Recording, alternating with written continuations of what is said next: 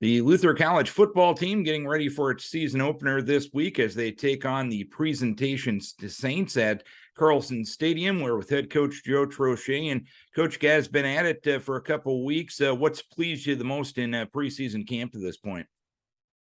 Hey, Darren. Our effort has been phenomenal. Our attention to detail. Our guys are really locked in, and they've really shown that burn the boats mindset and focusing on the task at hand. And they're just excited to kind of show what they've been working on. We talk all the time about working in the dark, and it's a game of delayed gratification. I mean, we haven't played since November of last year, and so this is really the first opportunity to kind of showcase the work that they've put in. And I know you had an opportunity in the spring to do a little bit of work with the guys that are returning from last season. How much work were you able to do at that time? And how did that help ease the transition into a new coaching staff? It was huge. We got approved this year. The NCAA approved us to use some shells and get a little contact in. So it was good to see us actually play football.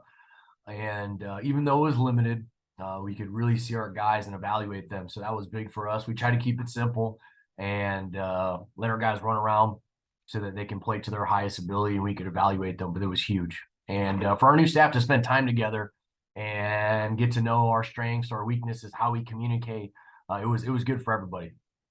And last week you had a scrimmage opportunity as you went down to Cornell. What'd you take away from the scrimmage? What'd you take away from the opportunity to face someone besides yourself? Yeah, I mean, we were ready to get after someone else, and that was good for us. Coach Pfeiffer's doing a really good job with his program, and they have some new facilities. So that was cool for our guys to see as we talk about building our facilities. And it was good to get the jitters out. We got a lot of young guys that are playing, and I wanted them to make those mistakes there. And I told our guys, hey, man, we're going to get baptized here. We're going to get exposed and see the good, the bad, the ugly, but we got time to improve it. So we got a little bit of all of it, but we got out of there healthy. And that's the most important thing. Presentation going to be your opponent this week. How this series come to be? I know it's a second time that Luther has played in a series with Presentation. The two programs met a few years ago. How did you line up this as an opponent?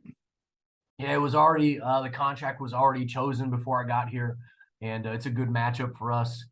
Playing an NAI program that has funding and some nice facilities, so they're able to recruit a different caliber player. They have some talent, and they played week one, and we don't really know what to expect, but we have an idea based off of last year. But they have some big guys up front. Wide receiver number one is very, very talented. He can make a play about every single time. They have a Division I transfer from, I believe, the University of Idaho. Defensively, they also have some returners. I mean, they're very talented. And when you look at the fact that they have a game under their belt and you guys will be opening up this week, is that an advantage being the fact that you guys have been able to see them, or is it maybe a disadvantage knowing the fact that a lot of coaches will say you make a lot of improvements between game one and game two? Yeah, it can go either way. Getting those jitters out. They are traveling to us. So I think that'll be a challenge for them that first time you travel. And really, your teams are different year to year, even if you bring back a lot of guys. But week one's always just nuts for folks when you don't have, because they have new coordinators like we do. And so it'll be really interesting that we have to account for everything. But if you're sound defensively, offensively, it shouldn't be that big of a transition on game day. You got to feel each other out a little bit, but as long as we're gapped out and we understand how to handle one back, two tight ends, empty, things like that. It's just figuring out what the coordinators really want to get accomplished on game day. So we'll figure. I think that's the hard part is we haven't been together as a staff, and so communicating and getting information from the box to our sideline to our players, that's going to be the challenge. And when you look at it's a new staff for you, and it's the first game of the season, is this a little bit of a, shall we say, on the job training, knowing the fact that you guys got to get used to each other in a game type setting? Yeah, absolutely. When you think about it, I mean, there's really no great way to simulate game day, and we try to with using headsets and creating high tempo, high stress situations because we play 10 times, and that's what kind of everybody judges you by is your record. And it's something that you do only 10 times out of the year. And there's no great way outside of just doing it in scrimmages.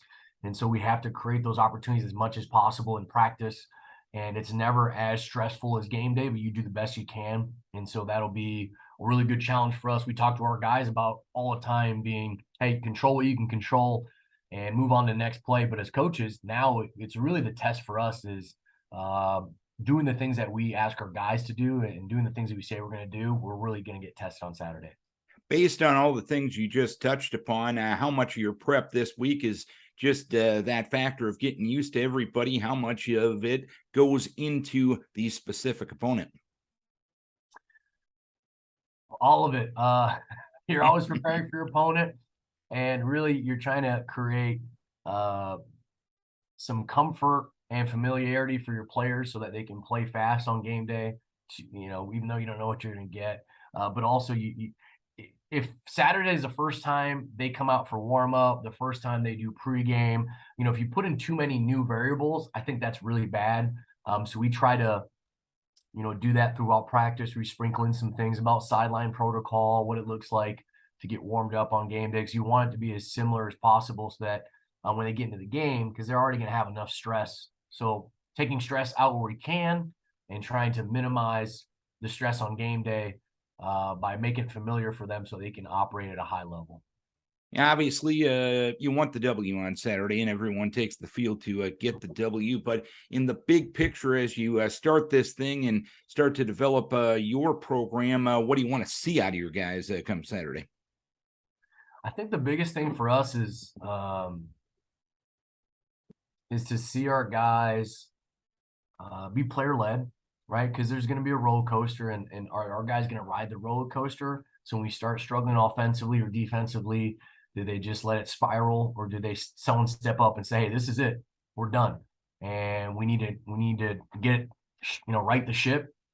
Our effort, I want our guys to perform their best, and that's all really we can ask of them, right? I don't need you to do more than what's asked of you. It's do what you can do and do it with your full ability, right? We talk about championship effort, giving everything from A to B with great enthusiasm, energy. I want to see that. I want to see your guys be accountable, which is doing your job with championship effort and showing unit pride and unconditional love by supporting their teammates when something's going on that doesn't necessarily involve them.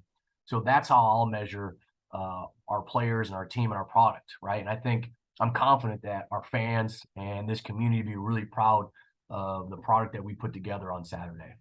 All right, Coach, here's hoping it's a successful start to your coaching career as a head coach at the very least. Keep your kids healthy Saturday. We wish you best of luck. Thanks, Darren. Really glad to have you back as the voice of Norse football, and I'll see you soon. All right, Joe Troche, head coach of the Luther College Norse and Saints, Saturday, 1 o'clock at Legacy Field inside Carlson Stadium.